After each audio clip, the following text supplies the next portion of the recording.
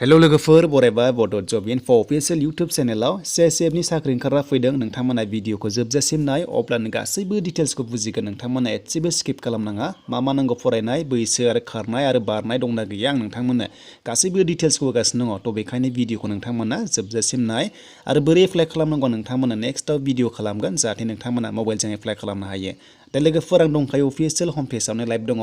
दा जायफोरा नोंथांमोना हिन्दी आखर सिनाया अब्ला मा खालामनांगौनो स' नोंथांमोना गोजौनि 3 डट्सआव थुनानै नोंथांमोना मा खालामनो हायो ट्रेन्सलेट खालामनाय लोगो लोगो बे गासैबो इंलिश जागोन बेखायनो जायफोरा हिन्दी रोङा स' नोंथांमोना 3 डट्सआव थुनानै बेखौहाय इंलिश खालामनो हायो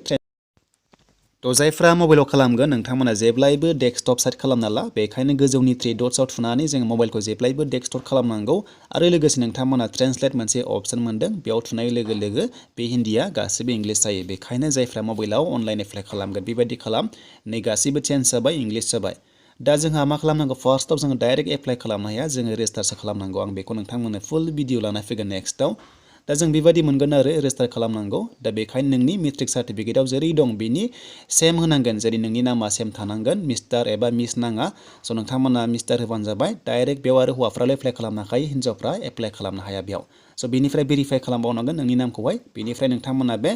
चेन्जखौहाय नोंथांमोना न' हो नोङो नामखौ चेन्ज खालामाखैबा न' खालामदोंबा येस थ' बेखौ नांस्राया थ' बेनिफ्राय फादार्स नेमखौ बेयाव लिरनांगोन फादार्स नेमाबो सेम थानांगौ आरो जेबो मिस एबा मिस्टार नांलायथारा बेयाव आरो भेरिफाइ खालामबावनांगौ आरो लोगोसे मादार्स नेमखौबो होनानै नोंथांमोना आरोबाव भेरिफाइ खालामबावनांगौ बेनिफ्राय बार्थडेयाव नोंथांमोना बक्सआव थुनाय लोगो लोगो केलेन्डार मोनगोन बेयाव नोङो गासैबो नोङो लाना फै अके खालामनानै बेनिफ्राय लास्टआव जोंहा माखासे मोनगोन केपसा दङ थ' बिनि सिगां जा जेन्डार मोनबावबाय जेन्डारखौ नोंथांमोना भेरिफाइ खालामबावनांगौ बेनिफ्राय नोंथांमोना केपसाखौ जेरै दं नोंथांमोना होनानै साबमिट खालामनांगौ अब्लानो आइडि मोनगोन थ' बेनि सायाव नेक्स्टआव फैसिगोन फुल भिडिअ बेनिफ्राय एप्लाइनि लास्ट डेटआ लोगोफोर मार्चनि 4सिम थागोन नोंथांमोना अनलाइन एप्लाइ खालामनांगौ अफलाइन जाया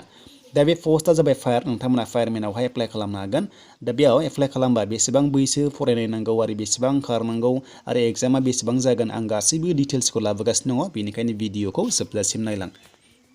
दा एप्लाइआथ' अनलाइन जासिगोन नोंथांमोनाथ' मिथिखाबाय दानिया जोंहा नायनोसै पस्टआ बेसेबां दंमारो आरो भेकेन्सिया बेसेबां दङ स' नोंथांमोना डिस्ट्रिक्ट वाइज एबा स्टेट वाइजआव नायनोसै एक्सुवेलि बेयाव डिस्ट्रिक्ट वाइज थाया स्टेट वाइज थागोन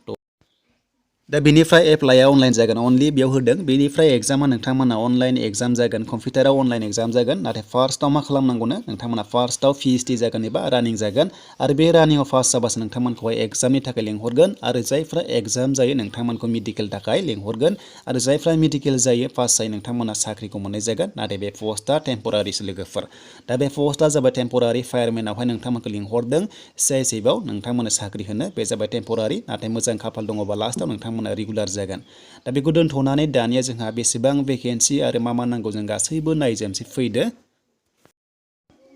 दा बेयाव लोगोफोर हिन्जावफ्रा एप्लाइ खालामनो हाया नोंथांमोना गोबां कमेन्ट्स खालामनो हागौ हिन्जावफ्रा एप्लाइ खालामनो हाया अब्लाबो नोंथांमोना भिडिअ नाय जाहाथे नोंथांमोना एसेब्लाबो आइडिया मोनो आरो नेक्स्टआव नोंथांमोननि थाखाय फैगोन दा स्केल फीआ 21,000निफ्राय जागायनानै 69सिम जागोन आरो लोगोसे आसामाव पस्टआ गासै 103 दङ बेनि गेजेराव STफ्रा 12 जन दङ आरो बेनिफ्राय SCआ 7 दङ बेनिफ्राय आनरिजार्भआव बेवहाय दङ आनरिजार्भआवहाय लोगोफोर जोबोर बुरजा दङ बेनो जाबाय 45 दङ जोंनि स्टेट आसामावहाय स' नोंथांमोना बेयाव नुनो मोनदों थ' बेखौ दोनथ'नानै जों थांसै दानिया जों आसामनिखौल' नायखागोन आसामना गासै 103 पस्ट दङ स' नोंथांमोना जायफ्रा एलिजिबोल जायो एप्लाइखौ खालामनो हागोन दा जोंहा बैसोआ बेसेबां जानांगौनो 18निफ्राय जोंनि STफ्रा 28 इयार्ससिम एप्लाइ खालामनो हागोन आरो नोंथांमोननि फरायनायनि क्वालिफिकेसना जाहैबाय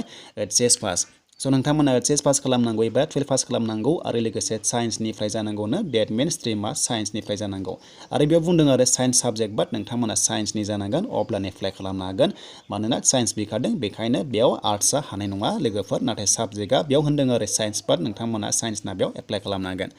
थ' बेनिफ्राय बैसोखौथ' बुंखाबाय लोगोफोर बेनो जाबाय 18निफ्राय 28 इयार्ससिम जों एप्लाइ खालामनो हागोन बेयाव होनाय माखासे डेट दङ नोंथांमोना गोरोबनांगोन दा जोंनि हाइट आरो चेस्टआ बेयाव बिनाय दङ 170 बाट जोंनि STफ्रा नाङा जोंनि ट्राइबेला नाङा लोगोफोर जोंनि ट्राइबेला खम नांगौ बेनिफ्राय चेस्टआ जोंना 77निफ्राय जागोन आरो हाइटआ जोंनि STफ्रा जाबाय ट्राइबेला 162.5 सेन्टिमिटार बेनिफ्राय चेस्टआ